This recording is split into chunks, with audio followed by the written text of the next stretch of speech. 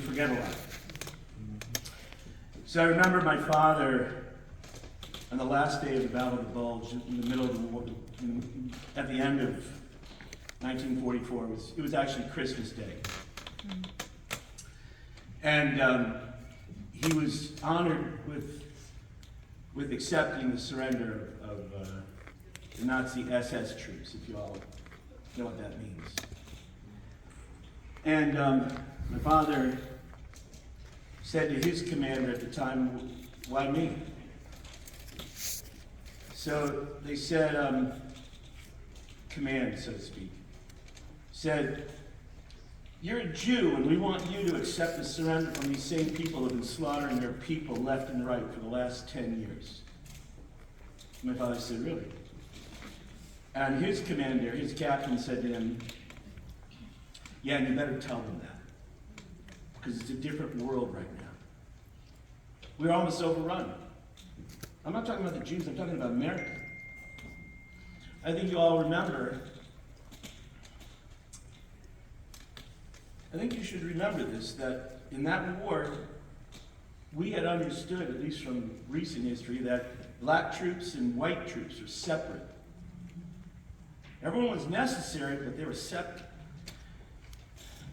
Well, when my father and his crew, after the surrender, they went and they cleaned up a massacre that those same troops had perpetrated against American troops. It's very well known. It's called the Mountie Massacre. White troops and black troops, all from America, were slaughtered. And my father worked alongside some very fine young soldiers, many of whom were African Americans. People he never met, had very little experience with. We had to know each other. And then when the war in Europe ended, many of those same young black soldiers, some from the 12th Armored, I don't know if you're familiar with that, there's a black tank battalion. Towards the end of the war, they integrated a little bit more. They entered Auschwitz concentration camp. My father was right there in the 126th AAA.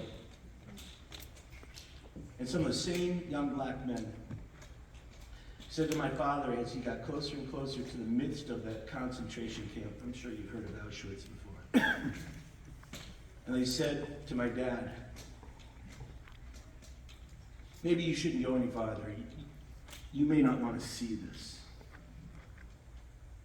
And my father said, how bad can it be after what we've seen together? He said, this is strong.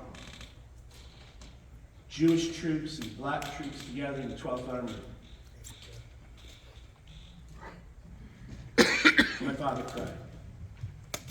He cried not just because of what he saw, but because of the camaraderie he met and experienced at that moment in time. Those same gentlemen after the war in Europe, they went from monastery to monastery. Czechoslovakia, Romania, and they asked for the Jewish children who had been hidden in those monasteries. And standing shoulder to shoulder, young black men, my father and other young Jewish men, redeemed those children from those monasteries and brought them home together. I sometimes take my father as my guide in the work that all of us do. And I remember very distinctly him saying that it wasn't many years later when he became a freedom rider here in the United States. I don't know if any of you can remember that. So much so that my grandmother was scared for him when two young Jewish guys and young black men were killed down south for doing the work that freedom riders did. We were together. We learned together. And if I could communicate any message tonight based on the experiences that we've had in this country, all of us have had in this country, let alone what happened in Europe, if I could communicate anything to all of you, is that we're all in this boat together. We always have been in this boat together, and even though time has withered our handshakes, time has. It is now time that we relearn what we knew once. Y'all remember that bridge? Edmund Mateus Bridge, remember that? Mm-hmm. One of my teachers, Abraham Joshua Heschel, he walked across that bridge. And he taught all of us when I was in seminary, that's the right thing to do. And I remember one of my fellow students, I didn't have the guts to say this at the time, said, why would you put yourself in that danger? And Abraham Joshua Heschel said, what do you mean, put yourself in that danger? We're in that danger. It's time for all of us to join hands together again. Put aside the pettiness. If we can begin to bring some sparks of light, even in the most dangerous place in the world today, for young Muslim children, young Jewish kids, if we can bring some light there, my God, we can bring some light here. And we can join hands and walk across that bridge again.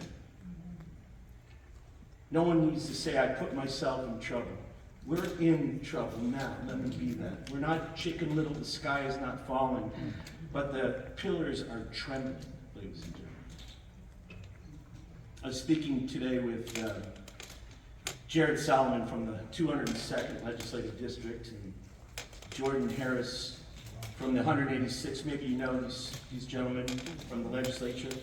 And they put together a Black Jewish caucus in our legislature. And they need our help because it is really hard to get people back together again that once walked together then and need to walk together so that we don't have experiences such as my father experienced. I don't want to have that. I don't think anyone does. So if there was ever a time for us, dear God, dear people, dear us, this would be the time. This would be the time. Yivarechecha Adonai v'yishmerecha, Yair Adonai panav elecha, v'yichuneka, Yisa Adonai panav elecha, v'yisem lecha shalom, salam. It is time for us to experience the wholeness, the shalom, the wholeness of what we once had so that we can deliver peace, not only in our own time, but for our children and for the future. That's the message that my father learned, that I take sustenance from, and for all of us to think about and to work ever so assiduously to reestablish in our own time. Thank you.